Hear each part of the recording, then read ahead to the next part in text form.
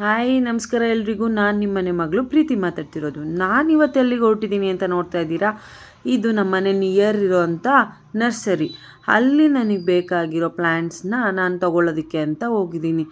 ಇವತ್ತು ನಮ್ಮನೆ ಮುಂದೆ ತುಂಬ ಬೇಕಾದಷ್ಟು ಗಿಡಗಳಿದೆ. ಅದ್ರ ಜೊತೆ ಒಂದೆರಡು ಫ್ರೆಂಡ್ಸ್ನ ತೊಗೊಂಬರೋಣ ಅಂತ ಹೋಗಿದ್ದೀನಿ. ಅವ್ರಿಗೂ ಬೋರ್ ಆಗಿರುತ್ತಲ್ಲ, ಹೊಸ ಹೊಸ ಗಿಡಗಳನ್ನ ತೊಗೊಂಬರೋಣ. ಆಮೇಲೆ ನಮ್ಮ ಗಿಡಗಳಲ್ಲಿ ಶಫಲ್ ಆಗಿಬಿಟ್ಟಿದ್ದಾವೆ, ಒಂದರಲ್ಲಿ ಎರಡೆರಡು. ನಾನು ತೊಗೊಳಕ್ಕೆ ಹೋಗಿರೋದು ವೀಳ್ಯದೆಲೆ ಪಾಟ್. ನಮ್ಮ ಮನೆ ಹತ್ರ ವೀಳ್ಯದೆಲೆ ಅಂಬಿತ್ತು. ಅದು ತುಂಬಾ ಮಡಿಯಾಗಿ ಇಟ್ಕೋಬೇಕು. ಯಾರಾದರೂ ಒಂಚೂರು ಸೆರಗ್ಸೋಕ್ಕೆ, ಆಮೇಲೆ ಈ ಮಂತ್ಲಿ ಇಶ್ಯೂಸ್ ಇರೋರು ಆ ಥರ ಏನೇ ಆದರೂ ಮಡಿಯಿಂದ ನೋಡಿಕೊಂಡ್ರೆ ಅದು ನೀಟಾಗಿ ಬರುತ್ತೆ. ಸ್ವಲ್ಪ ಮೈಲಿಗೆ ಆದರೂ ಅದು ಒಂಥರ ಇದಾಗ್ಬಿಡುತ್ತೆ, ಬಾಡೋಗ್ಬಿಡುತ್ತೆ. ಅದು ಲಕ್ಷ್ಮೀ ಸ್ವರೂಪ. ಅದಕ್ಕೆ ನಾನು ಅದನ್ನು ರೂಟ್ಸ್ ನೋಡ್ತಾ ಇದ್ದೀನಿ. ಗಟ್ಟಿ ರೂಟ್ ಇರಬೇಕು ನನಗೆ. ಚೆನ್ನಾಗಿರೋ ರೂಟ್ನ ನೋಡಿಕೊಂಡು ತೊಗೊಳ್ಳೋಣ ಅಂದ್ಬಿಟ್ಟು ಎಲ್ಲದರಲ್ಲೂ ರೂಟ್ ಚೆಕ್ ಮಾಡ್ಕೊತಾ ಇದ್ದೀನಿ. ಚೆಕ್ ಮಾಡಿ ಮತ್ತು ನನ್ನ ಸೆಲೆಕ್ಷನ್ನು ಆಯಿತು. ನಾನೊಂದು 2-3 ಪಾಟ್ಸು ಸೆಲೆಕ್ಟ್ ಮಾಡಿಬಿಟ್ಟು ಅಲ್ಲಿಟ್ಟೆ. ಅವ್ರಿಗೆ ಆ ಗಿಡಗಳ ಬಗ್ಗೆ ತುಂಬಾ ಗೊತ್ತಿರೋ ಕಾರಣ ಭಯ, ಇದರಲ್ಲಿ ಯಾವ್ದಾದ್ರು ಒಂದು ನೀವು ಸೆಲೆಕ್ಟ್ ಮಾಡಿ, ನಾನು ಸೆಲೆಕ್ಟ್ ಮಾಡಿಬಿಟ್ಟು ಅವ್ರಿಗೆ ಕೊಟ್ಟೆ. ಅವರು ರೂಟ್ ಚೆಕ್ ಮಾಡ್ತಾಯಿದ್ದಾರೆ. ಚೆಕ್ ಮಾಡಿಬಿಟ್ಟು ಕೊಡಿ ಅಂತಂದೆ. ಮತ್ತು ಅವರು ನೀವು ಭೂಮಿಗೆ ಹಾಕ್ತೀರಾ ಅಥವಾ ಪಾಟಲ್ಲೇ ಇಟ್ಕೋತೀರಾ ಅಂತ ಕೇಳಿದ್ರು. ನಾನು ಭೂಮಿಗೆ ಹಾಕಲ್ಲ, ಯಾಕಂದರೆ ನಾನು ನಮ್ಮ ಮನೆ ಮುಂದೆನೇ ಇದನ್ನು ಬೆಳೆಸ್ಬೇಕು ಪಾಟಲ್ಲಿ ಅಂತ ತೊಗೊಳಕ್ಕೆ ಹೋಗಿರೋದು. ಫೈನಲಿ ಈ ಪಾಟ್ನ ತೊಗೊಂಡಿದ್ದೀವಿ. ಮಂಜಾ, ಅವ್ರು ಹೇಳಿದ್ದು ನನಗೊಂದು ಅರ್ಥ ಆಗಲಿಲ್ಲ. ಯಾವ್ದು ಹೈಬ್ರಿಡೋ ಯಾವ್ದು ಲೋಕಲ್ಲೋ ಏನು ಹೇಳ್ತಿದ್ದಾರೋ ಅಂತ. ನನಗೇನಾಗಬೇಕಿತ್ತು ಅಂದರೆ ಫ್ಲವರ್ ಚೆನ್ನಾಗಿ ಬರಬೇಕಿತ್ತು. ನಂಗೆ ಅದು ಏನಕ್ಕೆ ಅಂತ ಮುಂದಿನ ದಿನಗಳಲ್ಲಿ ತೋರಿಸ್ತೀನಿ. ನಂಗೆ ಮೆಡಿಸನ್ ಆಗು ಬೇಕು, ಯೂಸ್ ಮಾಡ್ತೀನಿ ಅಂತ. ಅದಕ್ಕೋಸ್ಕರ ನಾನು ಹೋಗಿದ್ದೀನಿ ದಾಸವಾಳ ತೊಗೊಳೋದಕ್ಕೆ. ನನಗೆ ಇದು ಎಣ್ಣೆಲಿ ಹಾಕಿ ಬೇಯಿಸಿ ಕೊಕೊನಟ್ ಆಯಿಲಲ್ಲಿ ಆಯಿಲ್ ಮಾಡಿಕೊಡ್ತಿದ್ದೀನಿ.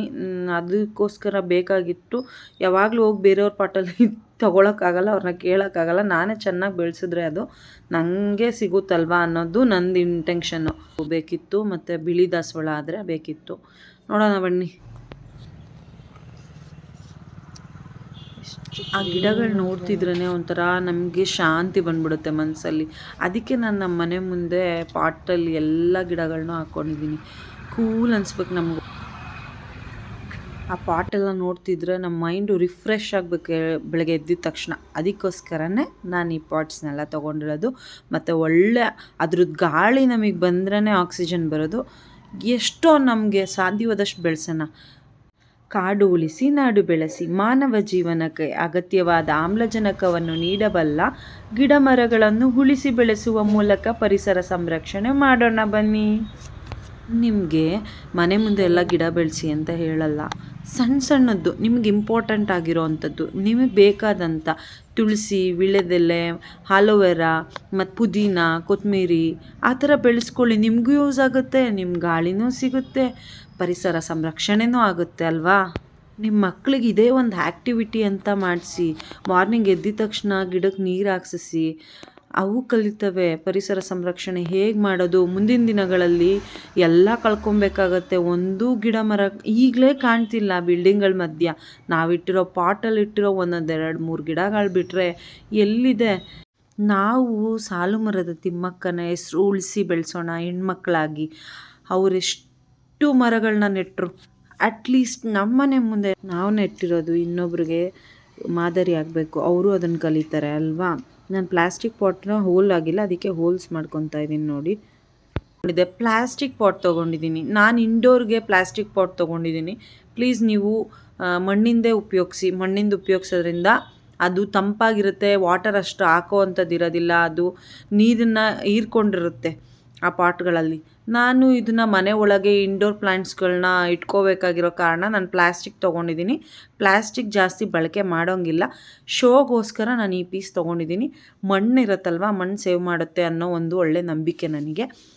ಪ್ಲಾಸ್ಟಿಕ್ ಒಳಗೆ ನಾನು ಹಾಕ್ತಿದ್ದೀನಿ. ಆಮೇಲೆ ನಾನು ಮಣ್ಣಿಂದೂ ತುಂಬ ಯೂಸ್ ಮಾಡಿದ್ದೀನಿ, ಪ್ಲಾಸ್ಟಿಕ್ದು ತುಂಬ ಯೂಸ್ ಮಾಡಿದ್ದೀನಿ. ಸ್ವಲ್ಪ ಕಮ್ಮಿಯಾಗಿ ಪ್ಲಾಸ್ಟಿಕ್ ಯೂಸ್ ಮಾಡಿ, ಮಣ್ಣಿನ ಜಾಸ್ತಿ ಯೂಸ್ ಮಾಡಿ ಅಂತ ಹೇಳ್ತಾ, ನಂದು ಗಿಡಗಳು ಮನೆ ಮುಂದೆ ಎಲ್ಲ ಶಫಲ್ ಆಗಿ 1 ಪಾಟಲ್ಲಿ 2 ಗಿಡ ಇದೆ.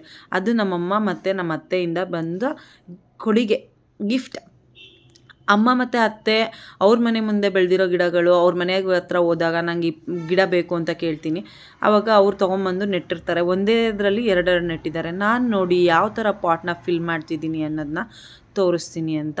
ನಾನು ಫಸ್ಟ್ ಏನು ಮಾಡ್ತೀನಿ ಅಂತಂದರೆ ಕಲ್ಗಳು ಹಾಕ್ಕೋತೀನಿ. ಇನ್ನೊಂದು ಪಾಟಲ್ಲಿ ತೋರಿಸ್ತೀನಿ. ಮತ್ತು ಯಾವುದೇ ರೀತಿ ತೊಂದರೆ ಮಾಡಬೇಡಿ ಗಿಡಗಳಿಗೆ. ರೂಟ್ ಸಮೇತ ತೆಗೀರಿ.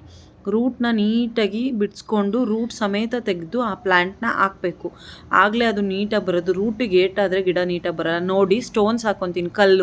ಕಲ್ಲನ್ನು ಹಾಕ್ಕೊಂಡ್ರೆ ಸರಾಗವಾಗಿ ನೀರು ಮಣ್ಣಿಂದ ಇಳಿದು ನೀರು ಕೆಳಗೆ ಹೋಗುತ್ತೆ. ಇಲ್ಲಾಂದರೆ ನೀರು ಕೆಳಗೆ ಮಣ್ಣು ಗಟ್ಟಿ ಆಗ್ತಾ ಹೋಗುತ್ತೆ ಬೇರು ಬಿಟ್ಟಾಗ. ಅದಕ್ಕೆ ಕಲ್ಲು ಹಾಕ್ಕೊಂಡಿದ್ದೀನಿ. ಕಲ್ಲು ಹಾಕಿದಾಗ ಬೇರು ಕಲ್ಲಿನ ಜೊತೆ ಸೇರಿದ್ರೂ ಕಲ್ಲು ಅಷ್ಟು ನೀರನ್ನ ತಡಿಯಲ್ಲ, ಹೀರ್ಕೊಂಡು ಗಟ್ಟಿ ಮಾಡಲ್ಲ, ಬಿಟ್ಬಿಡುತ್ತೆ. ಈಗ ನಾನು ಪಾಟ್ ತೆಗೆದ್ನಲ್ಲ ಅದರಲ್ಲಿ ನೋಡಿ ಕಲ್ಲು ಹಾಕಿಲ್ಲ ನಾನು, ಅದಕ್ಕೆ ಅದು ಹಾಗೆ ಜೇಡಿ ಮಣ್ಣು ಥರ ಗಟ್ಟಿ ಆಗಿಬಿಟ್ಟಿದೆ. ಈಗ ನಾನು ಎಲ್ಲ ತಿಳ್ಕೊಂಡು ಪಾಟ್ನ ರೂಟಿಗೆ ನೀಟಾಗಿ ಎಲ್ಲ ಮಾಡಿದ್ದೀನಿ. ಬೆಳಗ್ಗೆ ನಾನು ನೀರೆಲ್ಲ ಹಾಕಿ ಪಾಟ್ನ ವಿಳ್ಯದೆಲೆ ಪಾಟು ಮತ್ತು ನಾನು ಇದು ದಾಸವಾಳದೆಲೆ ತಂದನಲ್ಲ ಅಲ್ಲೇ ಮಧ್ಯೆ ಇಟ್ಟಿದ್ದೀನಿ. ನಾನು ಇದು ಮನೆ ಮದ್ದುಗಳು ಅದನ್ನು ನಾನು ಬೆಳೆಸ್ಕೊಂಡಿದ್ದೀನಿ.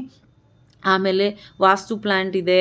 ಆಮೇಲೆ ಇಂಡೋರ್ ಪ್ಲ್ಯಾಂಟ್ಸ್ ನೆನ್ನೆ ಹಾಕಿರೋ ಕಾರಣ ನಾನು ಯಾವುದನ್ನೂ ಒಳಗಿಡೋದಿಲ್ಲ. ಅದು ಸ್ವಲ್ಪ ರೂಟ್ ಬಿಟ್ಟು ಆ ಮಣ್ಣೊಳಗೆ ಬೇರನ್ನ ಬಿಡಲಿ. ಆಮೇಲೆ ಒಂಚೂರು ಮೇಲೆ ಗಿಡ ಬೆಳೀಲಿ. ಬೆಳೆದ ಮೇಲೆ ನಾನು ಇಂಡೋರಲ್ಲಿ ಎಲ್ಲೆಲ್ಲಿ ಅದನ್ನು ಪ್ಲೇಸ್ ಮಾಡ್ತೀನಿ ಅನ್ನೋದನ್ನ ನಿಮಗೆ ತಿಳಿಸ್ಕೊಡ್ತೀನಿ.